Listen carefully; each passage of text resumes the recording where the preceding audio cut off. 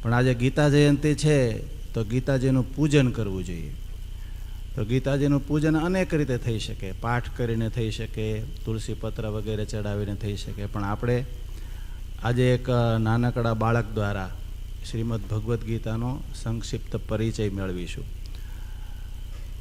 ગુરુકુલની એ પરંપરા છે કે વિદ્યાર્થીઓ શ્રવણ કરતાં પોતપોતાના રસના ક્ષેત્રમાં એવા આગળ જાય કે પછી એમના જીવનમાં સત્સંગ, સદાચાર અને આખો ભગવાનનો આધ્યાત્મિક માહોલ સર્જાતો હોય છે.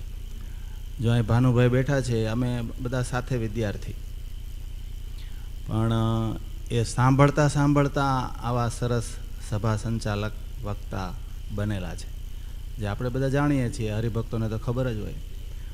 તો શ્રવણ છે એ જ્યારે આપણા જીવનમાં અસર કરી જાય, આપણને સ્પર્શી જાય, ગમી જાય, કેટલાક શબ્દો એવા હોય કે આપણે પહેલી વખત જ સાંભળતા હોઈએ. તો આજે માનો કે આ તિલક છે એ બોલતા શીખે છે અને ઉત્સાહથી ગઈકાલે જ મારી પાસે આવ્યો કે હું ભગવદ્ ગીતાનો પરિચય આપું. મેં કીધું આપજો, આવી જાઓ તિલક મહારાજ અહીંયા. એને માઇક આપો.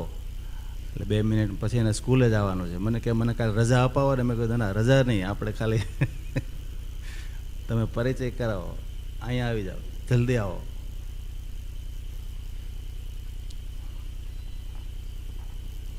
સ્ટાર્ટ. અનંત કોટી બ્રહ્માંડના કિંગ એવા સ્વામિનારાયણ ભગવાન તથા ધનુર્માસની કથામાં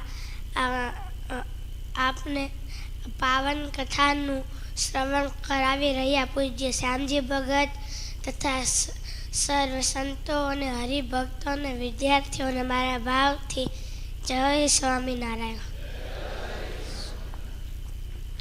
યદા યદા હિ ધર્મસ્ય ગ્લાનિર્ભવતિ ભારત અભ્યુત્થાનમધર્મસ્ય તદાત્માनं સૃજામ્યહં પરિત્રાણાય સાધૂનાં વિનાશાય ચ દુષ્કૃતાં ધર્મસંસ્થાપનાર્થાય સંભવામિ યુગે યુગે. માક્ષર સુદ એકાદશી એટલે ગીતા જયંતિ.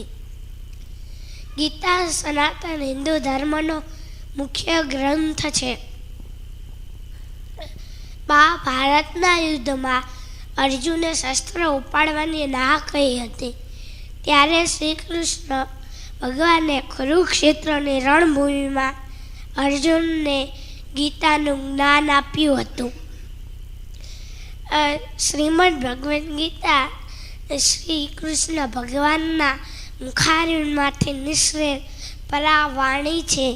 સંન્યાસઃ કર્મયોગશ્ચ નિઃશ્રેયસ્કરાવુભો તયોસ્તુ કર્મ સંન્યાસાત કર્મયોગો વિશિષ્યતે. આ શ્લોકનો અર્થ એમ છે કે કર્મ સંન્યાસ અને કર્મયોગ આ બે પરમ કલ્યાણ ગણનારા છે.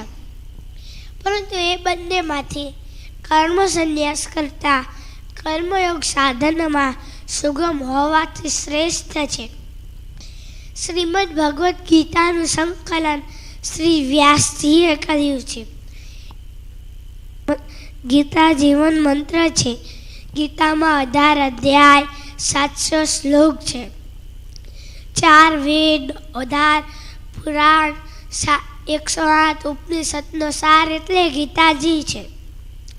પાપીમાં પાપી જીવ હોય તે જ્ઞાનરૂપી ગીતામાં ડૂબકી મારે તો તેમના પાપ મુક્ત થઈ જાય. ગીતા જયંતિની ઉજવણી ત્યારે જ સાર્થક ગણાય કે જ્યારે ગીતામાં કહેલ ઉપદેશ આચરણમાં લાવી જીવન જીવીએ ત્યારે ગીતાજીનું પૂજન થયું ગણાય. શબ્દ એક શોધો ત્યાં સહિતા નીકળે, કૂવો એક ખોડો ને આખી સરિતા નીકળે.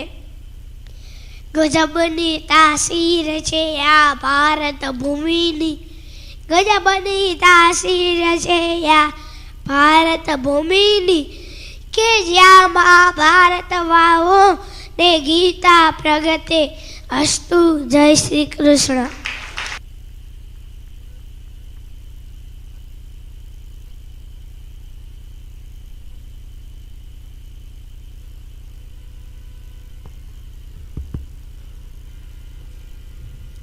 જય શ્રી સ્વામિનારાયણ.